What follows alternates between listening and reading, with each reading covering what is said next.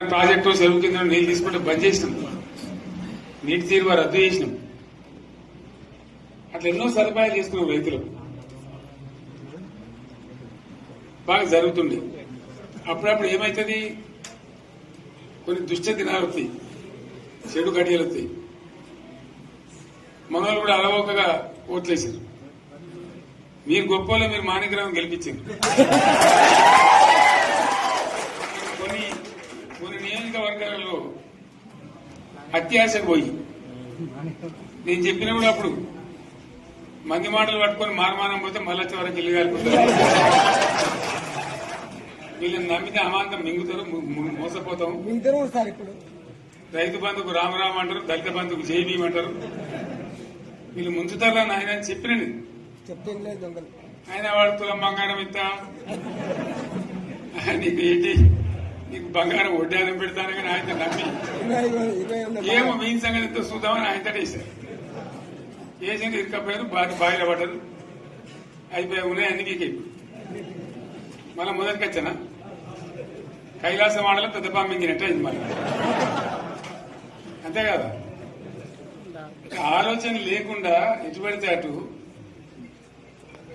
ఎవడో ఏదో చెప్తే నమ్మి ఓట్లేస్తే ఏమైంది అనేది ఒక మంచి గుణపాఠం ఇది తెలంగాణ.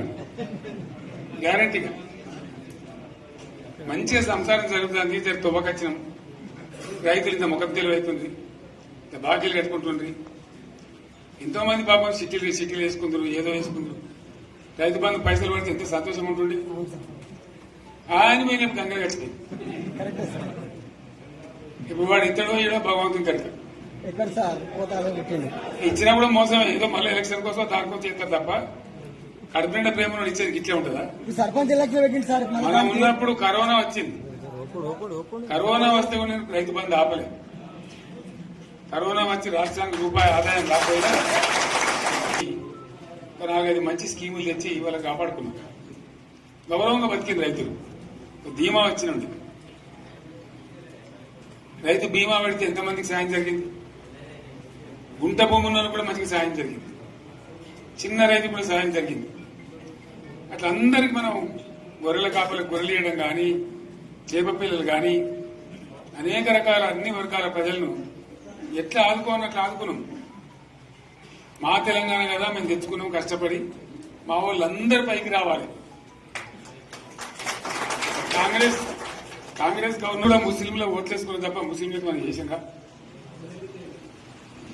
ఇమాం మౌసాలకు మన జీతం ఇచ్చిందా? మనం వచ్చినాకనే ఫస్ట్ టైం వాళ్ళని గుర్తించి వాళ్ళని గౌరవించుకున్నాం. ముస్లిం మైనార్టీ పిల్లలకు, మన గిరిజన పిల్లలకు, మన ఎస్సీ పిల్లలకు, మన బీసీ పిల్లలకు ఎంత మంచి రెసిడెన్షియల్ స్కూల్ పెట్టుకున్నాం. అందరినీ కూడా ముందు తీసుకుపోవాలి. ఇవాళ మన కళ్ళ ముందని నాకు బాధ కలిగేది ఏంటంటే, చిన్న వర్గాల ప్రజలు కాన్వెంట్ స్కూళ్ళలో చదివించలేదు. వాళ్ళ పిల్లలు కూడా బాగా చదవాలని చెప్పి ఎస్సీలకు, బీసీ, మన మైనార్టీ సోదరులకు గురుకుల పాఠశాలలు పెట్టారు. అద్భుతమైన చదువు చదువుకునే వాళ్ళు. ఇవాళ మొత్తం రోజు బడి పిల్లలు విషాహారము, కడుపు నొచ్చుడు, బాధపడు, పురుగులు అన్నం పెట్టుడు. పిల్లలు వెళ్ళిపోతున్నారు, ఆ స్కూళ్ళ నుంచి ఇళ్ళకి వెళ్ళిపోతున్నారు. తల్లిదండ్రులు కూడా భయపడి తీసుకుపోతున్నారు. ఏం ఘోరం ఇది నాకు అర్థం కాదు. మళ్ళీ ఇది చేసిన కూడా ఇప్పుడు మళ్ళీ అదే కాంగ్రెస్ పార్టీ. అంతేనా? మళ్ళా పాత కాంగ్రెస్ మోపైంది, మళ్ళా కరెంట్ కోతలు మోపైనాయి. వెనకాలం ఇంకేం గతి అవుతుందో, మార్చి ఏప్రిల్ ఏమవుతుందో. ఇంకా కరెంటు కోతలు మోపైనాయి, మంచినీళ్ళు సరికొత్తలేవు, అడిగే నాతులు లేడు. ఎవడన్నా గట్టిగా నిలదీసినట్టు వారికి పోలీస్ స్టేషన్లో పట్టేయడం. ఇదేనా రాజ్యం? ఇట్లా ఉండదా రాజ్యం? ఎందుకు వచ్చింది ఈ పరిస్థితి చెప్తా. నాకు తెలిసి నాకేం గుర్తులేదు.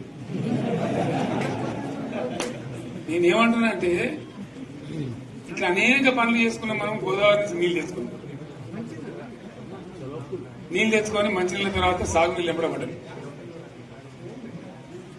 మెదక్లో యువతల ప్రాంతం అంతా కొంత అందినాయి నీళ్లు, పాత మెదక్ జిల్లాలో.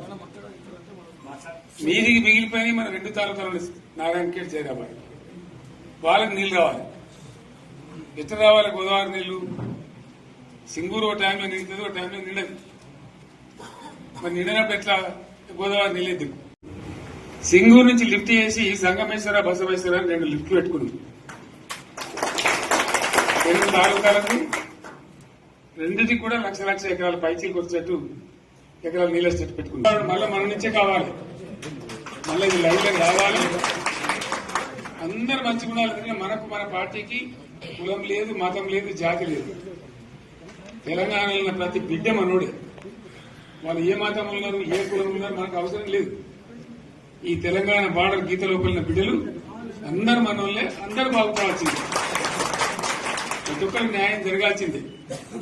ఆ న్యాయం జరిగి ఆ ఫలితాలు తెలంగాణకు వచ్చేదాకా ఇంకెవ్వడు కొట్లాడాడు, ఎవరితో కాదు. అది అబద్దాల పంచాంగం. మళ్ళా మనమే కొట్లాడాలి. అంతేనా? పక్క మాట అనేది కొట్లాడదాం కదా. ప్రాణం పోయినా సరే తెలంగాణకు రక్షకులు మనమే. తెగించి కొట్లాడాల్సిందే. తెలంగాణ హక్కులను కొట్లాడాల్సిందే. మనమే కొట్లాడి తీరాల్సిందే అనే 2వ మాట లేదు. కాబట్టి దయచేసి అవసరమైన సందర్భంలో మీ జిల్లా నాయకులు పిలిపిస్తారు, రాష్ట్రం నుంచి నేను కూడా పిలిపిస్తాను. మీకు సిద్దపడి ప్రత్యక్ష ప్రజా పోరాటాలు లేవదీసైనా సరే మన ప్రాజెక్టులు సాధించుకోవాలి, మన నీళ్లు సాధించుకోవాలి, మన ప్రజలకు అన్యాయం జరుగుతుంటే ఎదురు తిరగాలి, కొట్లాడాలి. తప్పకుండా ప్రజలకు న్యాయం చేసేదాకా మనం ముందుకు పోతూనే ఉండాలి. తెలంగాణ కోసమే బయలుదేరిన జెండా గులాబీ జెండా. తెలంగాణను సాధించింది గులాబీ జెండా. తెలంగాణను మంచిగా చేసి లైన్లో పెట్టింది గులాబీ జెండా. భారతదేశంలో నంబర్ 1 అనేక విషయాల్లో చేసి సాధించి చూపెట్టింది గులాబీ జెండా. సరే, నేను గంభీరంగా మౌనంగా చూస్తున్నా. నేను కొడితే వట్టి కొట్టు నాకు అలవాటు లేదు కదా. చూద్దాము.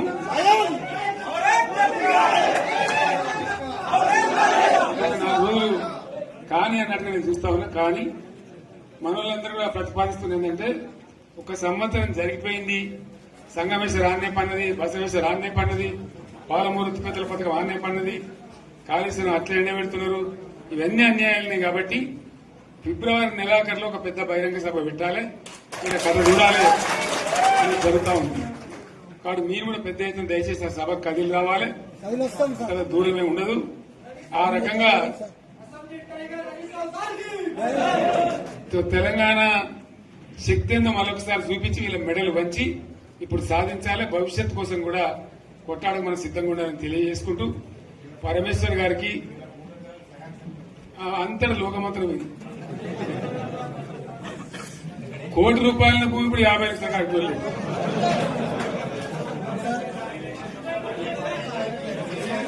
ఈ ఒక్కని బాధ ఒక ఆయన వచ్చింది. మన ఒక ఆయన ఒక 10 మంది వచ్చారు హైదరాబాద్కి. అందులోకి 2 ముస్లిం సోదరులు వచ్చారు. साहब सोब तबाह हो गया, इफलासी मुफलसी बच्चे क्या दबे होगा। तुम्हारा क्या हुआ बहन, तुम्हारा क्या हुआ? तुम हैदराबाद में तुम लोग हैं। मेरा कारोबार है साहब, मेरा छोटा मोटा कारोबार है, होटल भी है, 70% गिर गया।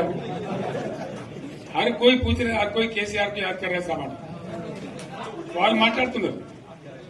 ఎక్కడ ప్రతి ఒక్కరు భూముల ధరలు పోయినాయి, మందు పోయినాయి, మసాలా అన్ని పోయినాయి.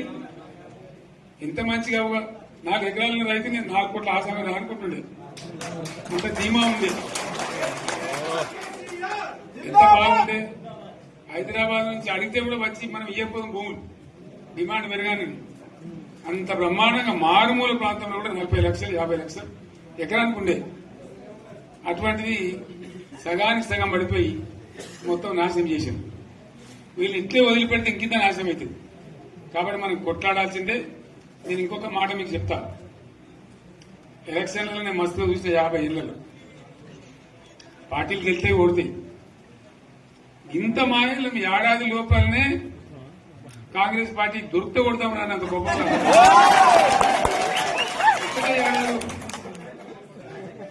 ఇంకా వాళ్ళ బొంద తెలివికి నిన్న వారి పార్టీడే మంది పెట్టలు అదేందో పోలింగ్ పెట్టిన వాడు చూసారా మీరు? ఆ పోలింగ్ పెడితే 70% మనకు వచ్చింది, 30% మనకు. వాడు పెట్టింది మనం పెట్టింది కాదు. 75 ఈ పరిస్థితి. అదే నేను ఏమంటున్నా అంటే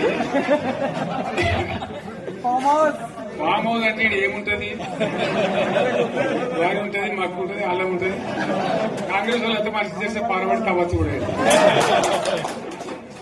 లంగత దీన్ని ఫామ్ హౌస్ అని మనం బదనాం చేసి అంతే కదా. నేను ఏమంటున్నానంటే అన్ని మప్పులు వీడిపోయినట్టు ప్రజలకు అన్ని తెలిసిపోతున్నాయి. మంచి ఏంది, చెడ్డ ఏంది, ఏం జరిగింది అన్ని ఇంకా ఘోరమైందని చెప్తున్నా. వీళ్ళ తెలివితక్కువతనానికి ఏమైంది, నిన్న మొన్న రిపోర్ట్ వచ్చింది. Comptroller and auditor general of India అని కాగ్ అంటారు దాన్ని. కాగ్ రిపోర్ట్ వచ్చింది. పోయిన సంవత్సరం మన గవర్నమెంట్ లో వచ్చిన ఆదాయం కంటే 13,000 కోట్ల రూపాయల ఆదాయం తగ్గిపోయింది. ఇంకా మార్చి పోయే వరకల్లా ఇంకో 3-4 కోట్ల అవుతుంది. అంటే 15,000 కోట్ల ఆదాయం పోతుంది. మన గవర్నమెంట్ ఉన్నప్పుడు ప్రతి ఏడాది 15,000 కోట్లు పెంచుకుంటూ పోయినాడు. చేసుకుంటూ పోయింది. ఏడాది 10 నుంచి 15,000 కోట్ల ఆదాయం పెరిగేది మన టైంలో. అంత జాగ్రత్తగా మనం వ్యవహారం చేస్తాం. ఇలా ఉల్టా 15,000 కోట్లు పడిపోయింది. ఇంకా వాడేమి ఇస్తాడుగా, ఇంకో ఇస్తారా? ఇంకో 4-5 నెలలైతే జీతాలకే కష్టమైంది. దొడ్డు అందరు పెండింగ్ పెట్టి రిటైర్ అయిన దొరుకుతారు పైసలు మీరు దొరుకుతారు కదా పేపర్లలో. సో ఆ విధంగా రాష్ట్ర ఆర్థిక పరిస్థితిని కూడా దివాలా తీయించారు. ఇవాళనేం కాదు, 100కు 100% ఇప్పటికే ప్రజల నిర్ణయానికి వచ్చిండ్రు. డెఫినెట్ గా రాబోయే గవర్నమెంట్ మనదే అని అనుమానం కూడా అవసరం లేదు.